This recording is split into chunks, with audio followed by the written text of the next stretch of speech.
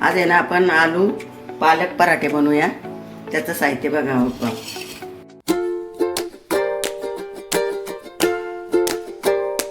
एवढी पालक घेतली धुवून, आता हे कापून आपण गरम पाण्यातून वाफवून काढूया। आणि हे एवढं गव्हाचं पीठ घेतलं, हे पालक कापून घेतली धुवून चांगली छान।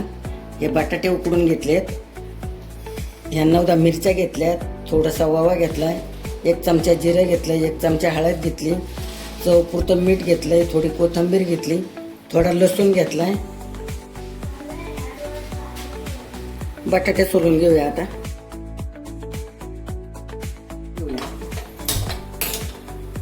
त्याच्यामध्ये 1 ग्लास पाणी टाकूया।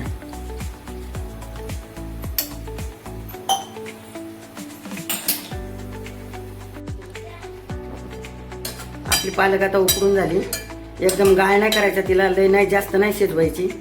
पालक थंड झालेली आहे, आता ह्याच्यातलं पाणी काढून घेऊया। आता आहे ना हे आपण सगळं मसाला बनवून घेऊया। त्याच्यामध्ये मिक्सरमध्ये पालक पण त्याच्यामध्ये वाटून घेऊया। पालक पण थंड झालेली आहे।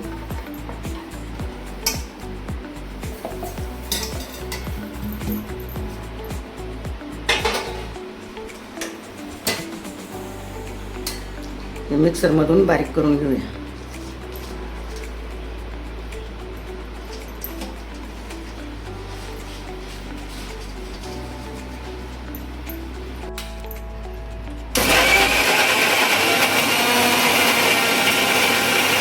हे बटाटे किसून घेऊया आपण।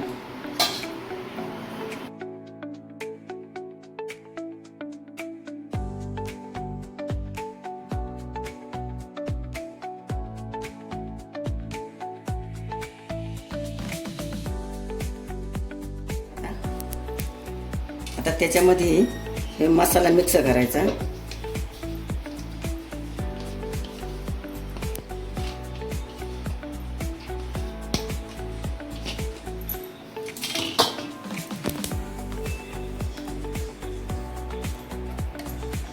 आपण पालक वाटली ना मिक्सरमधून मसाल्यामध्ये, ते पण त्याच्यात मिक्स करून घ्यायची।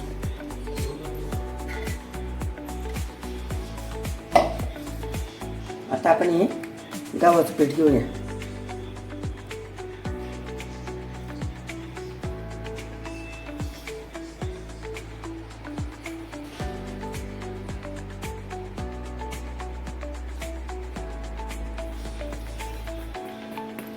सगळं पीठ आहे ना, आता हे सगळं मसाल्यामध्ये आपण मिक्स करून घेऊया। आणि आपल्याला वाटलं तर थोडं पाण्याचा शिपका घ्यायचा, नाही वाटलं तर मग पाणी नाही टाकायचं, मग बरोबर पीठ होऊन जातं। थोडासा पाण्याचा शिपका घेतला आता।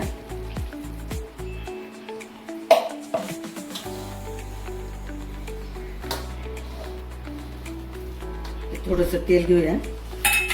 काय छानपैकी असं मळून झालेलं आहे मस्त। आता आपल्याला पराठे चालू करायचे। पीठ मळून झाले, आता गॅस पेटवून आपण पराठे चालू करूया।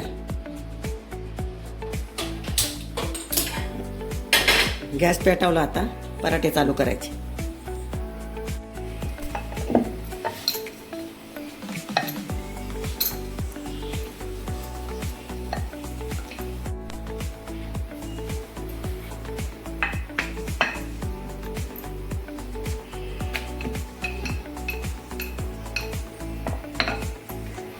हा झाला आपला पराठा लाटून। आता गॅसवर भाजायला टाकू।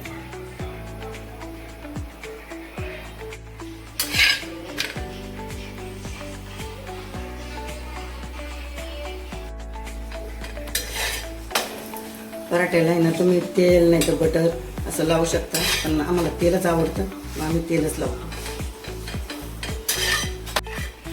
झाला आपला चांगला छानपैकी भाजून, आता काढून घेऊया। आणि आपले पराठे बनवून कोण लोणच्या बरोबर खातं, कोण सॉस बरोबर खातं, कोण खोबऱ्याच्या चटणी बरोबर खातं, पण आम्हाला सॉस बरोबरच आवडतं, आम्ही सॉस बरोबरच खातो। माझी रेसिपी तुम्हाला आवडली असेल ना तर लाईक करा, शेअर करा, कमेंट करा। Bye bye.